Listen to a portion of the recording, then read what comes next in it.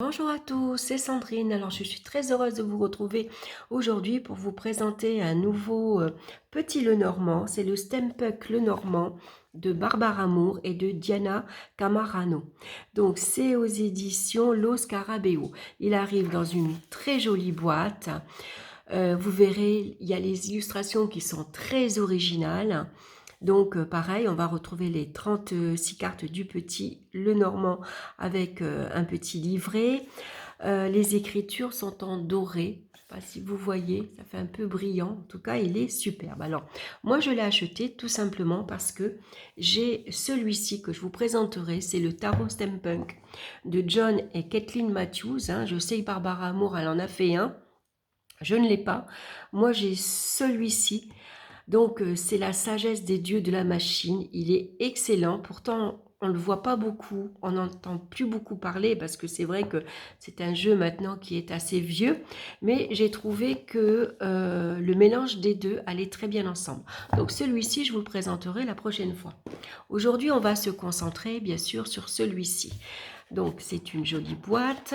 Voilà, l'intérieur est sombre. On a le petit ruban noir pour tirer les cartes avec le petit livret. Alors moi je suis très contente parce que j'ai pu le commander en français.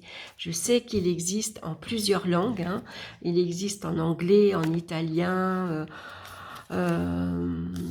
en espagnol, et puis moi je l'ai en français, donc je suis ravie. Donc on a un sommaire où on va retrouver bien sûr une introduction, les clés de la réussite, signification des cartes, les tirages Lenormand, le petit secret de l'oracle Stempuck Lenormand, et puis une annexe.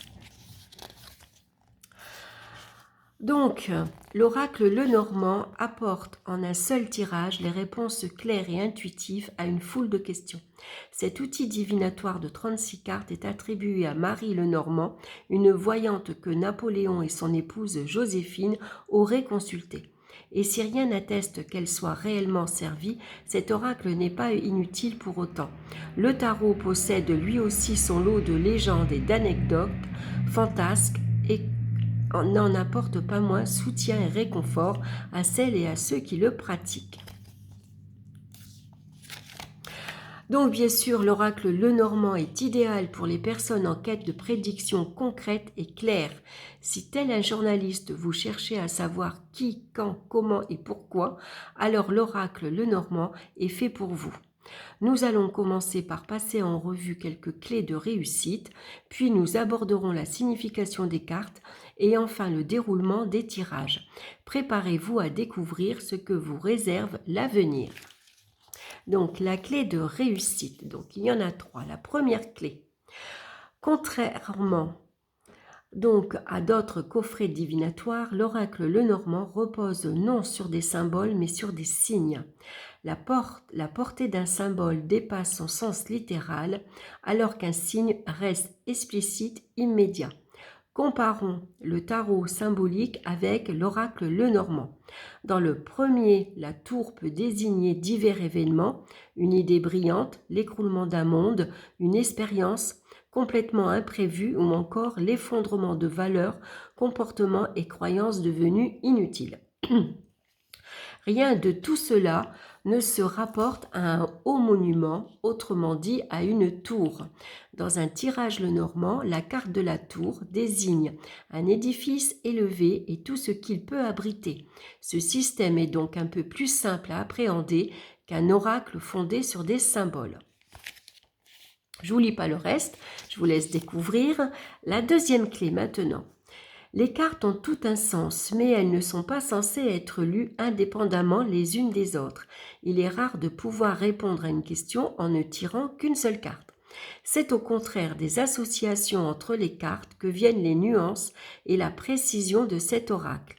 Toutes les cartes sont utilisées et exposées en 4 rangs de 9 cartes ou 4 rangs de 8 cartes plus un 5e rang de 4 cartes.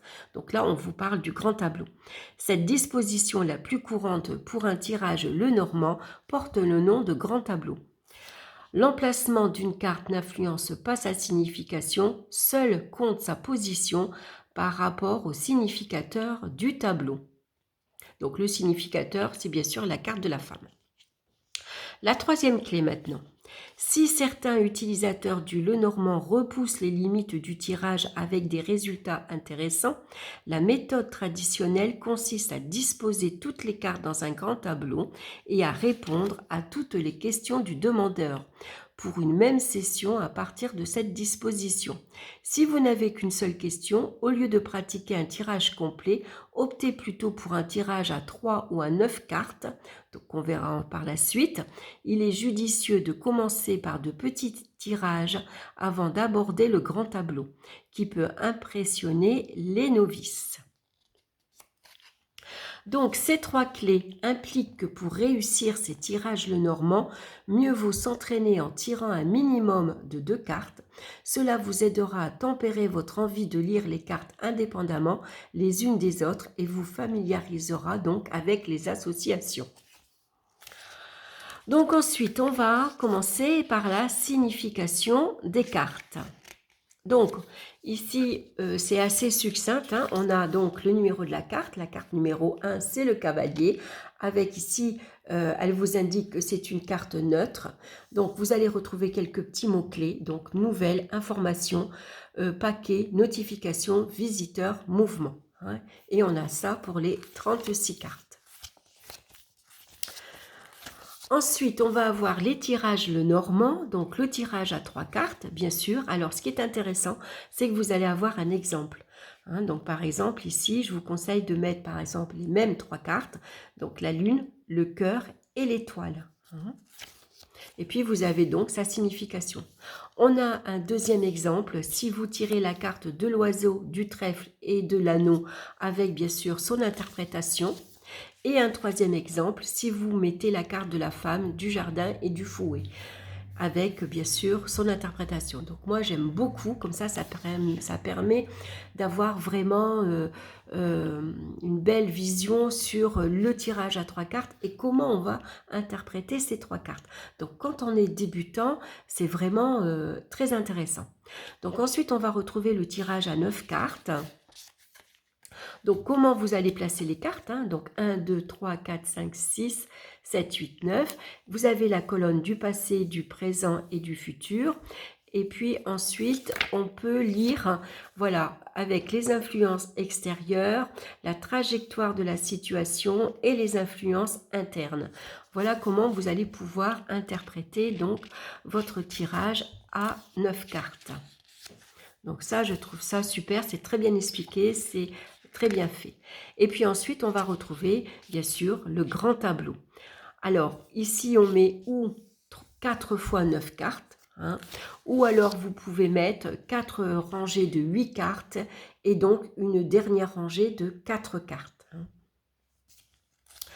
Donc ensuite la ligne 1, la ligne 2, la ligne 3, la ligne 4, à quoi elle correspond, la première ligne, la deuxième ligne, la troisième ligne et la quatrième ligne. Et puis comment vous allez lire bien sûr votre grand tableau, à partir bien sûr de la consultante. Là, dans le grand tableau, vous cherchez la consultante ou, alors là c'est la consultante, elle porte le numéro 29 et à partir de cette carte-là, c'est la lecture qui va se faire. Donc on va regarder le domaine matériel, professionnel, financier, affectif, au niveau de la famille, par exemple, ses préoccupations au niveau de la santé. Voilà, donc tout ça, ça vous est expliqué. Ensuite, on a le petit secret de l'oracle Stempuck Lenormand, avec ici une annexe. Et puis, on va retrouver donc en colonne les cartes positives, donc toutes les cartes neutres et les cartes négatives.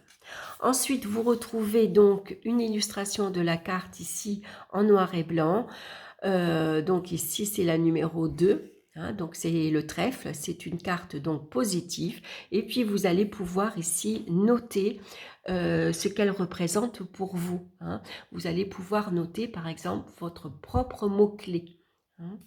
Donc, on a ça pour toutes les cartes. Donc, je trouve ça super sympa.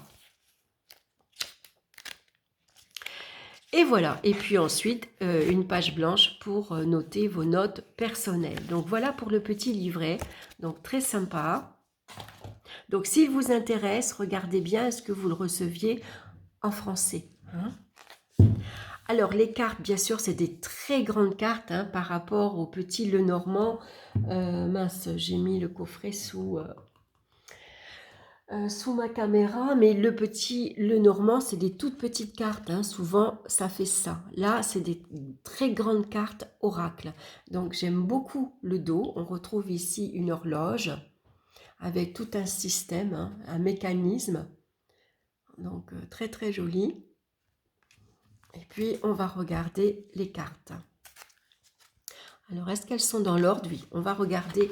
Donc, la première, c'est le cavalier. Donc, vous voyez, on retrouve le numéro 1 en bas de la carte. Et puis, on n'a pas de titre de la carte. Hein. Donc là, on sait que c'est le cavalier puisqu'on le voit sur un cheval mécanique. Donc, si vous aimez, bien sûr, tout ce qui est moderne, tout ce qui est un peu industriel, tout ce qui est mécanisme, hein, horloger par exemple, c'est un jeu, bien sûr, qui va vous plaire. Donc là, on retrouve bien le trèfle avec la carte numéro 2, toujours avec ce système ici d'horloge, on va dire, de mécanisme. On retrouve la carte du bateau, donc vous voyez, c'est assez facile à reconnaître. Hein. En plus, on voit que le bateau, il est sur une mer agitée. Ensuite, on a la carte de la maison qui est très jolie avec son portail qui est ouvert. J'aime beaucoup les couleurs, hein. C'est des couleurs assez douces, je trouve. Donc là, on a l'arbre. On a plein de petits détails, vous voyez. On a ici l'essence de l'arbre qui est ici, comment dire, récupérée dans une fiole. On a plusieurs petites fioles d'ailleurs qui pourraient signifier les ancêtres, hein, son arbre généalogie, avec plusieurs branches. On a ici, c'est les nuages, donc avec cette montgolfière assez moderne, hein, parce qu'ici on en voit plusieurs, mais là on voit que c'est vraiment avec une montgolfière qui allume, avec son phare. On a les oiseaux, bien sûr, très joli. La carte du serpent. Ici, c'est le cercueil. Vous voyez ce cercueil qui est mis en lumière, qui est drapé.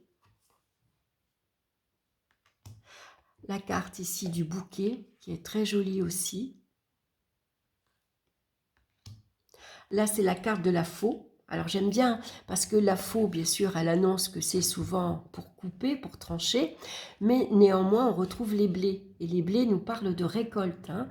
Donc, en fonction de votre tirage, vous allez savoir si ici, il faut se débarrasser, couper, ou au contraire, récolter. La carte du fouet. Hein, ici, qu'on retrouve le fouet et puis ou la verge. Hein, voilà. On a la carte des oiseaux, très jolie. Ils sont beaux, ils sont en couleur. La carte de l'enfant sur son tricycle, j'aime beaucoup. Alors c'est bien l'univers steampunk hein, avec l'enfant. Le renard, magnifique. L'ours, regardez comme il est beau l'ours. Hein. On voit qu'il est combatif, hein, l'ours. On voit qu'il est assez agressif. Hein. Il est branché d'ailleurs, plein de tuyaux. On a la carte de la cigogne avec ses petits, avec son nid. Ici, on a le chien. Il est superbe, le chien, j'adore. Avec sa niche derrière. Ici, on a la carte de la tour. Hein, donc, vous voyez, elle vous signifie, c'est vrai que dans un tarot, la tour, elle va signifier généralement l'écroulement de vos projets. Hein.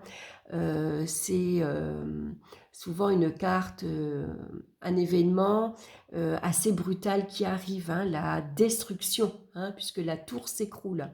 Alors que dans un petit Lenormand, la tour peut vous annoncer, bien sûr, une évolution, hein, prendre de la hauteur, mais ça peut être aussi la stabilité et la sécurité. On retrouve la carte du jardin, très jolie. Vous voyez, les couleurs sont très douces. Alors, on reconnaît bien le petit Lenormand hein, dans les illustrations. Bien sûr, ici, c'est le mont, hein, la montagne.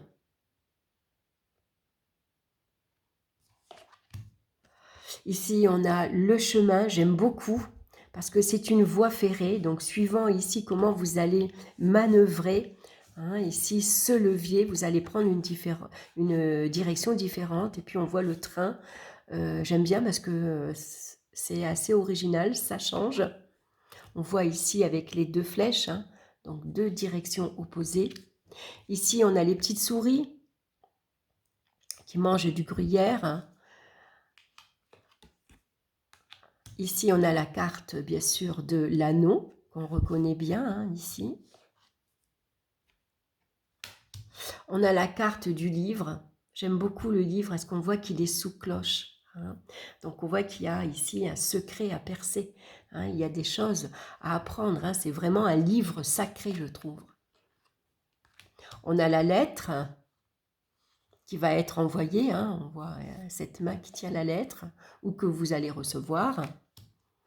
J'aime beaucoup l'homme et la femme. Et ce que j'aime beaucoup, c'est regarder le dessin, voilà, continue. Hein. On voit que la femme regarde l'homme. Ils sont tous les deux et ils trinquent. Ils se regardent. J'aime beaucoup. On a bien sûr ici la carte du lys. Alors un lys blanc, un lys violet, très joli. On a ici la 31, je ne me rappelle plus. Qu'est-ce que c'est la 31? Oh mince, j'ai un trou de mémoire là. Après le lys, c'est quoi? C'est... bah alors, Sandrine, pourtant tu le connais ton jeu. Alors, c'est le soleil. Ah voilà, bah, j'avais du mal un peu. Voilà, donc c'est le soleil, la carte du lys. Donc le soleil est représenté donc par cette ampoule au milieu de la roue. Donc ensuite, c'est la 33. C'est pareil, la 33, c'est... Ah, alors, j'ai pas la lune. Alors ça, c'est la clé. Ah ben oui, d'accord. Oui, alors il faut bien regarder. Vous voyez, on retrouve ici la clé qui est ici. Voilà, il suffit de bien regarder. La 34, bien sûr, on reconnaît bien les poissons. Ensuite, on a l'encre, qu'on reconnaît bien ici aussi. On va avoir la 36, c'est la croix, qu'on reconnaît bien également. On a la lune, hein. J'aime beaucoup. Beaucoup la lune, elle est chouette. Ici, on a la 24. Ah d'accord, mon jeu était mélangé. Alors, la 24, ici, elle me fait penser à quoi? La 24. Donc, c'est le cœur. Ah, ok, d'accord. Bon, alors, il faut... Voilà, voilà, pour moi, il y avait deux cartes que j'avais du mal à reconnaître. Le soleil et le cœur, ici, qui est alimenté.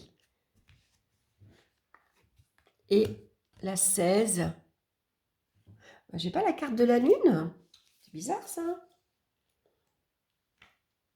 La 16, c'est l'étoile. Alors, j'ai l'étoile. La 32. Bah si, la carte de la lune, elle est là. Oh, je suis bête. Elle était là, devant mes yeux. Voilà. C'est parce que mon jeu était mélangé. Donc, ici, c'est la 16, l'étoile. Alors, c'est vrai que les étoiles, on la voit ici, à l'intérieur, les petites étoiles. Donc, pour moi, il y aura, voilà, ces trois cartes à bien mémoriser. La lune, on la reconnaît bien, la croix aussi. C'est le soleil qu'il va falloir ici que je mémorise bien. La carte du soleil, la carte du cœur, j'avais un peu du mal à voir. Et puis, l'étoile ici. Bon, après, une fois qu'on les connaît, et puis qu'on connaît leur numéro, voilà. Bon, c'est plus facile dans un petit jeu, le normand. Mais bon, après, c'est une fois qu'on les visualise bien. Alors, je vais prendre un exemple du livre. Par exemple, où je vais choisir trois cartes. et puis on va regarder ensemble la signification. Donc justement, la première, c'est la lune, le cœur et l'étoile. D'accord. Alors la première, on va prendre donc, c'est la lune, le tirage qu'elle vous propose, le cœur et puis donc l'étoile. Voilà, donc je prends les 3 cartes ici du livre qu'elle vous propose et on va voir ici comment elle interprète les cartes. Donc ici c'est 3 cartes positives, donc suggère que tout se passera probablement bien. Oui, mais d'abord on va regarder. Donc c'est par rapport... Voilà, on dispose... Alors, premier exemple. Alors, voyons un exemple simple. Alors, une tempête de neige et du verglas sont annoncés pour la soirée. Il pourrait donc être dangereux de prendre la voiture. Mélissa a un rendez-vous important avec un client excentré. Elle se demande si elle doit maintenir le rendez-vous et si elle se rend en sécurité au volant. Donc, on va voir que il y a donc 3 cartes positives qui suggèrent que tout se passera probablement bien. Le cœur indique que l'harmonie et le lien créés lors du rendez-vous sont très importants. La lune avertit que Mélissa de ne pas se laisser envahir par le zèle de certains rapports météorologiques en cas de tempête. L'étoile lui assure conseil et lumière, elle sera capable de trouver son chemin vers son rendez-vous puis de rentrer chez elle. Voilà, donc pour moi, par exemple, voilà, je vais reprendre donc la question. C'est donc une jeune femme, Mélissa, qui a un rendez-vous important avec un client et elle se demande si elle va pouvoir se rendre à son rendez-vous parce que la météo lui annonce ici quelques difficultés. Donc on voit qu'avec la lune, ça peut représenter la météo, ça peut représenter la nuit, donc on voit que son rendez-vous c'est en fin de soirée, ça sera sans doute, il fera déjà un peu noir, il fera déjà un peu nuit. La lune, ça peut signifier que bien sûr, elle angoisse peut-être, elle ne sait pas si elle va y aller, elle a peut-être des doutes, des incertitudes. Malgré tout, elle a envie d'aller à son rendez-vous avec le cœur, malgré que c'est un client, c'est peut-être un rendez-vous justement qui lui tient à cœur, c'est un rendez-vous qu'elle a envie d'y aller, parce que pour elle, peut-être que ce rendez-vous avec ce client va lui apporter une certaine satisfaction sur le plan professionnel, par exemple. Et puis, avec l'étoile, tout simplement, elle se fait confiance, elle fait confiance à la providence, elle fait confiance à sa bonne étoile qui va la guider et qui va la protéger, par exemple, sur le chemin pour se rendre à son rendez-vous. Donc, Mélissa, pour moi, malgré ses doutes et ses incertitudes, elle s'en remet à sa bonne étoile ici, elle a confiance, elle sait qu'elle va prendre la route ici, qu'elle est protégée, que tout va bien se passer et c'est avec plaisir qu'elle va pouvoir se rendre à son rendez-vous. Voilà comment moi je l'interpréterai. Donc c'est intéressant, essayez. Vous mettez vos 3 cartes comme ici c'est signifié dans le tirage et puis regardez ce que Barbara présente dans le petit livre, voyez si ça vous parle, si ça vous correspond, si ça correspond à votre interprétation. Sinon, essayez, vous, à partir de ces 3 cartes, de répondre à la question. Et puis, si ça ne correspond pas avec l'interprétation de Barbara Moore, c'est pas grave. Le principal, c'est que c'est votre interprétation, donc c'est votre intuition qu'il va falloir écouter et suivre.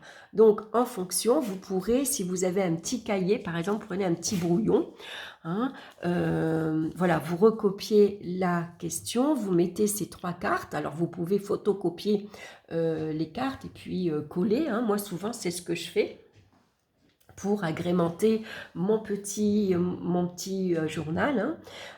Et puis, je remarque la question et en dessous, moi, je vais marquer mon interprétation. Voilà, parce que moi, moi cette carte-là, c'est comme ça qu'elle me parle. C'est comme ça que je vois la situation. Voilà, voilà pour donc cet exemple de tirage à 3 cartes. Donc vous voyez quand le jeu est étalé aussi, c'est très joli, hein. Je trouve que ça fait moderne, mais en même temps, je trouve que les images sont assez douces à l'œil parce que les couleurs, elles sont apaisantes, je trouve, hein. Donc voilà, j'espère que cette présentation vous aura plu. Peut-être que vous avez déjà ce jeu-là. Ça va vous donner peut-être l'envie de le ressortir, de travailler avec lui. Et puis sinon, eh ben pour d'autres, ce sera, j'espère, une belle découverte. Voilà, j'espère en tout cas que cette présentation vous aura plu. N'hésitez pas à liker, à partager. Laissez-moi vos commentaires également. Ça me fait très plaisir quand je peux échanger avec vous. Voilà, je vous embrasse tous bien fort et puis on se retrouve très bientôt pour une nouvelle vidéo. Bye bye!